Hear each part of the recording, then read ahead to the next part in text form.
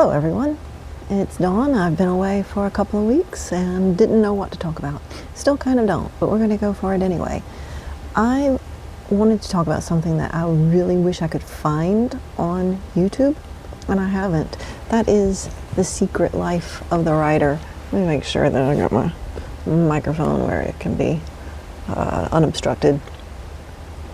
So there is something so unique about taking on the task, the challenge, the life-altering endeavor of writing a novel.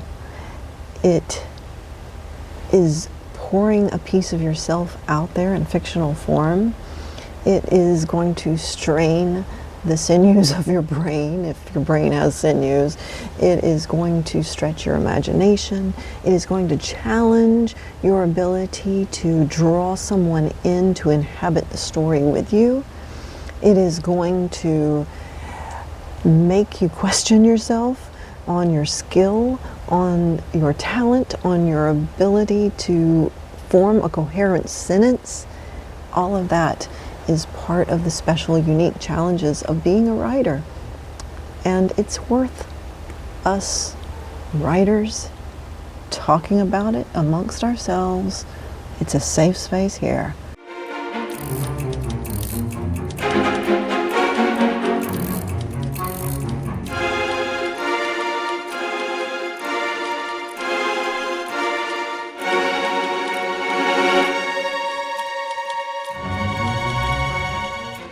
One day I was sitting at my kitchen table and I was writing. That's where when I actually feel like I'm an official writer, I'm sitting at my kitchen table with my laptop typing away with some background music playing. And I suddenly stopped. I was thinking about the YouTube channel and I said to myself, you know, sometimes I wish someone would just ask me, what chapter are you working on now? You know, it is just that little small show of acknowledgement that I'm working on something. It is a huge task. It is a big part of my life. And you don't have to be interested in the story itself. You don't have to be interested in where I am in the plot, so to speak. But I just wish sometimes I would get that question about where are you in your story? How far along have you gotten? No one ever does. And it's sad, but it made me start thinking about it. This is something I want to talk about. I want to talk about the unique challenges of being a writer and how lonely it can be. And that's just a prime example. You know, there's a special isolation in creating. It's interesting that when you are writing a story, you are writing it for the purpose of sharing. You have every intention of putting this out there in the world for people to read, even as daunting as a prospect as that might be. That's the intention. That's what you have to do if you're gonna write a story. But you can't share it very well while you're writing it. You're having to hold back. Maybe you give people a glimpse of your story. Maybe you describe it to them. But even that can be a challenge, especially when you don't have the story yet to write a book blurb about it. You're still in the process. It can be so hard to describe your story, and the more complex it is, the more intricate, the more layered, the harder it is to know how to describe it. And I'm definitely in that boat right now. And even when people admire you for what you're trying to do, they can't relate. I mean, this is not something that they've ever tried. It may not be something that they can even imagine themselves trying. But let's say they can. Let's say that they have thought before about how they would like to write a book. Let's say that my friendly neighborhood dogs are back at it. Let's say they have just wanted to write a book at one point, but they never made that step. They never decided to. And they may be impressed that you are, but they don't really want to encourage you because they never encouraged themselves. And then what can you share, really? I mean, you can only share in fragments. If you have a writer's group that you attend, you're able to share with them, you're able to get a little support from them, and I'm just now started a writers group myself with some people from church I'm very excited about. We had our first meeting today. But even then, when you go in there and you share with people, you're sharing in fragments. Here's a sample of what I'm writing and working on right now. You can't really give them the full picture. You're having to hold back all the time when you're interacting with people, and if you're talking about your story, if you are wanting to express where you are or what the story's about, you're always having to hold back. And it's like you're so anxious to share this wonderful thing, but it's not finished yet, and you can't share it until it's finished. And it takes a long, long time sometimes.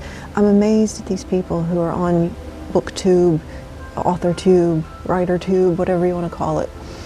And they are talking about how I just finished my first draft and I was writing it between July and October of this year. And I'm going, what? What? You're finished and you only spent 4 or 5 months on it? I've been writing steadily since May, and I'm only now about to reach my midpoint. It'll be in chapter 26. And I'm on chapter 25 right now.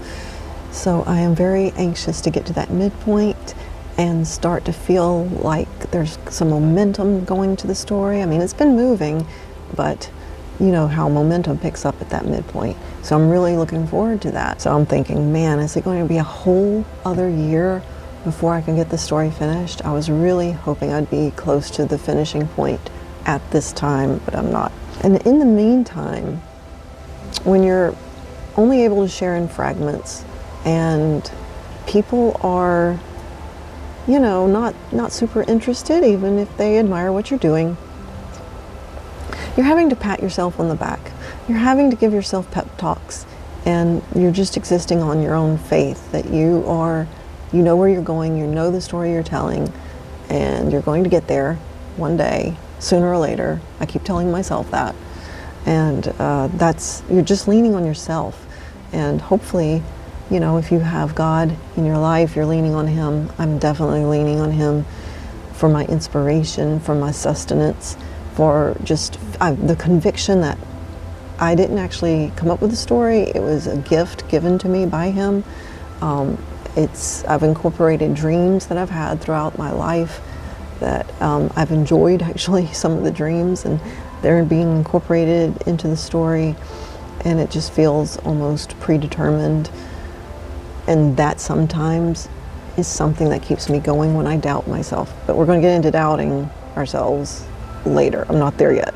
So anyway, when you do write that perfect dialogue, or when your transition from one chapter to the next is so clean, or like the other day I wrote the end of chapter 24. Yeah, chapter 24, and the last line was sort of a revelation that's bringing a character into the mix that was in the periphery. And I know people are going to go, oh my goodness, these two people are going to be thrown together, that this one of them has been avoiding that one. And so, oh my gosh, you know, I was picturing my reader reading that and the payoff for them in that moment when they read it. And as I was writing it, I was going, so you have those moments to maintain you, to sustain you, to keep you motivated, but you're having to provide them for yourself. And at times, you know, the story gives it to you, like that moment I just described for me, but at other times, you're having to do it on your own. You're having to find that purpose and that sense of accomplishment in what you're doing, kind of in spite of yourself, because it's not always going to click. So another point, besides isolation, and this may play into isolation, but it's just the feeling of being different. Like you are processing the world in a different way. Everything you observe is an exercise in how to tell a story. It's an exercise in character development. It's an exercise in scene or setting development. In the course of telling your story, of writing your story, you're going to be researching probably something. There's going to be something outside of your personal purview that's going to be in the story. whether someone has a job that you know very little about, or if you're doing a historical fiction like myself, then you're going to be researching for those historical details to make the world more authentic and your characters more authentic. And having those special areas and interests that you're researching can set you apart. If you're writing a mystery novel with like a murder mystery, you may be researching on the effects of strangulation on the body or poison, and you're thinking, man, I hope the FBI does not get a hold of my search history. My story, I was doing a lot of research there at one point on 19th century prostitution, how it worked, how brothels worked, how it worked in the context of slavery in the South, how it looked in the South particularly, how it changed from before the Civil War to after the Civil War, because it was during the Civil War in the United States that prostitution with the soldiers gave rise to venereal disease, and that became a special issue that the Union Army and Confederate Army had to deal with. And there's a special story I really want to share with y'all that I found in that research. It's so funny, but not right now. Sorry, it's just a little teaser. But anyway, you'll be in the middle of researching these things, and all of a sudden you have a head full of knowledge about prostitution that you never knew would come up in conversation, but sometimes it does. And besides having the special interest, your story is all you ever think about. And so things come up in conversation. Things will come up in conversation like, let me turn this down. I just realized I could turn my, dim that down a little bit. There we go, that's better lighting. Sorry. So anyway, you'll be in the middle of your book, and it's all you're thinking about. You're obsessing about the story, you're obsessing about the plot and your characters and developing them and trying to problem solve where history doesn't cooperate with you and where you thought your story was going to go, or other problems that you may have in trying to untie knots in your plot, or maybe you made it too complicated, or maybe you need to add something and you don't know what. It's always on your mind. And then you're living in your own world. You'll be with friends and you zone out because you're thinking about the next chapter that you're trying to write and that problem you're trying to figure out. I'm doing research in history. I don't talk about my story so much, but what I'm researching in history for my story will always come up in conversation. I'm sharing that with people, especially since it's local history. There's always a way of tying in something I learned in my research to the Mardi Gras season that we're about to enter into. And then with people, you know, I've kind of mentioned this when we were talking about isolation, but you have polite people, they're polite listeners, they'll listen to you talk about your story, they may ask polite questions, but their interest is always very, very superficial. And it's almost like they don't want to encourage you because they know, all of us know, that most stories, most novels that people endeavor to write die slow deaths. Even if they get published, they don't make it off the shelves. And that's a harsh reality that all of us are living with, all of us who are trying to write, and then the people who just know this about writing and writers. We're all having to deal with this reality, acknowledge this reality without trying to dwell on that reality. Like I said, these polite friends of ours or polite acquaintances, there's no oomph to their interest. And so you feel like the oddball in the room sometimes. And then writing often means daydreaming. And daydreaming at odd places, at odd times. You know, there's a trope.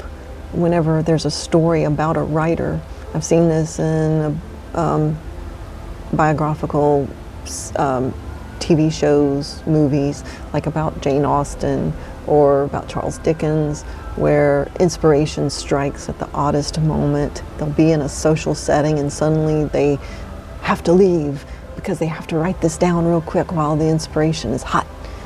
You know, it's a trope, but it's pretty much true that sometimes I'm writing at work. I have a notebook I pull out where I can problem solve, and I'll go back and forth between my computer that I'm doing actual job work on and to writing and scribbling in my notebook. So you have this weird kind of, your two selves and your two lives are having to coexist alongside each other. And then there's the challenge of self-doubt. All of us have it. All of us start with no skill whatsoever. Some of us think we're hot stuff, and then someone brings us down to earth. I had a college professor that did that to me, and I will forever, ever, ever be grateful to him. But a lot of us, you know, we're afraid to share. We're going out on that limb, and we know we're out on that limb, and we're out on that limb by ourselves because no one else is responsible for this story, how it goes, how it's told, but us. And so then you have the fear of rejection. What if they don't like my story? What if I prove to be that, you know, dime a dozen novels that never launch? What if it is, you know, 2 years later I'm writing a different story and I'll look back on this one and go, what was I thinking? There's that, you know, there's not just the rejection from other people, it's the rejection from ourselves too, our future selves that we may be afraid of. And then there's the challenge, you know, of self-doubt, that improving, well, that's just what I said. Improving means constantly finding what you didn't do effectively. And so you're constantly, you're glad to improve, and that's a blessing, but then, you know, you find out you did something ineffective before, and maybe that was already a published piece. Or maybe you've already shared that somewhere. And that's a hit on the old self-esteem, ain't it, sometimes? And then there's writing yourself into a corner like I did with chapter 1 of my book. I wrote it 13 years ago. I loved my chapter 1. I absolutely adored my chapter 1. I meant to release it on my blog as a serial, and then I couldn't come up with chapter 2. I could not come up with, I knew I wanted the characters to go to the theater for the next chapter. It is so cold, look at my hands. I'm trying to keep my hands warm. But I knew in the next scene, the next chapter, I wanted them to go to the theater, but I couldn't figure out how are they going to get there. Do I start the scene like en route to going to the theater? Do I start it at the theater? I couldn't figure out how they got to the theater. I couldn't figure out what the theater looked like. I was so hung up on historical accuracy about this actual theater that existed in Mobile, what it looked like, whether I could actually describe it correctly. I didn't know how to describe it. So I got myself really hung up in a bind. And sometimes, you know, you write yourself into a corner and then you doubt whether you'll ever finish your story. You start questioning whether you'll ever be the kind of writer you think you ought to be, the kind that you imagine yourself being. And that's a unique struggle that those who are not in the writing world don't know about, can't really relate to, perhaps. And then the last thing is maintaining our life balance. When you're invested in a story, it becomes your new world that you're inhabiting, and sometimes you forget the old world, the real world that you need to be inhabiting, that you have relationships that you need to sustain, that you have people depending on you to feed them, to clothe them, to get them from place to place. You have bills you need to pay, and none of that is interesting in the least, but you have a story that you need to write because it is killing you that you can't get it out there and share it with people. Well, that's where I am right now. But yeah, maintaining that life balance is a challenge. My mom lives with me. She's 92, almost 93 years old in a couple of weeks now. And she stays at the home all day long while I'm at work. I work in a church. I'm around people all day long. Sometimes these people aren't that pleasant to be around. I'm not saying they're not good people and I don't like being around them, but sometimes you have days, you know. We all have days. And sometimes it seems like your day is nothing but problems, or it's just active. Like I'm sort of an introvert. I'm really an ambivert. But when I'm living a life where I'm seeing people all day, every day, I want to come home. I want to go to my room. I want to be by myself. I want to write. I want to sit down at my table and focus on nothing but writing because I've had to give my time to someone else all day long. But my mom has been alone all day. She's seen no other soul all day long. I am kind of her world. And I know a lot of people out there relate to this, maybe not with their parents, but with their kids. And I can't indulge myself and go off and sequester myself when I first get home, because I owe it to her to give her some of my company, some of my attention. I owe it to her to nurture that relationship. She needs it. Being alone, she's more isolated than I am. And here I am talking about the isolation of being an author or a writer. She's more isolated than I am. And so I have to find, times, or I have to put parameters on my time when I will write. I have to be disciplined about that. I'm not always so disciplined about that, but I do have to nurture that relationship, and so I'll stay up late at night after she's gone to bed, and that's my writing time. I want to shift it to being when I get up in the morning before she gets up, but anyway, that's beside the point. So there's neglecting relationships that can happen, and then there's neglecting responsibilities like my housework. I do not want to do my housework. I want to write. I do not want to pay my bills. I want to write. I do not want to organize my files. I want to write. I do not want to do my taxes. I want to write. Life. Such a drag sometimes. Oh, it's a new day, and just in keeping with the whole theme of life interfering with our creative pursuits, my camera ran out of memory.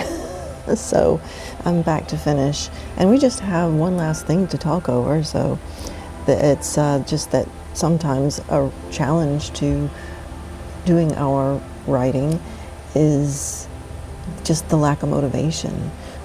Sometimes you get into that stuck place and it's hard to motivate yourself to sit down and write, because all you see is the problem, all you see is the obstacle. Sometimes there's just other things that you'd like to be doing, like playing a game on your phone. I'll sit there because I can't write while I'm watching TV with my mom, spending that quality time, and I end up on my phone playing a game for 3 hours when I could be using that time to pay those bills, do a little organizing, clean the house. It's a hard thing to find that life balance and to find time to do your writing, to find that motivation sometimes, to let it kick in, to give yourself permission to be creative. When I met with my group yesterday, I realized, that we did a little creative exercise. And I realized how important it is to do those exercises. I'm not sure that all of us have engaged in that kind of thing, or are still, if you have before, are still engaging in that sort of thing. It's important to every now and then step outside of the project you're working on and just engage in a little creative, freewheeling creativity where you're not putting any pressure on yourself, and you can experiment. And it's been a long time since I've done that, so I was glad to be able to do that in a creative exercise and introduce that to them if they haven't done that before. And that can get those juices flowing again, that you realize, oh yeah, I can be creative. Oh yeah, I can do things in an unconventional way. Or I can take this in a different direction than what I originally had planned or imagined for it. The possibilities are endless, so let yourself explore them. But, you have to get to that point where you actually give yourself that sort of pep talk. Because if you're not in that spot, then you just kind of turtle in and hide from your own writing. Good Lord, what was that? Hide from your own writing and your own creativity. Man, outdoors are dangerous in the suburbs. So I invite you to share in the comments what your special challenges are in the writer's life. What obstacles are you running up against? And we're not here to fix each other's problems, but just to, have some camaraderie, commiseration in our issues. And feel free. I welcome you to do that. And if you feel so inclined or inspired, hit the subscribe button and stick with me as I go through this journey of writing a book and doing some historical research and tying it all together with real life and real events that are happening right now. And for now, that's it. Goodbye. See you later. This is Dalton, signing off.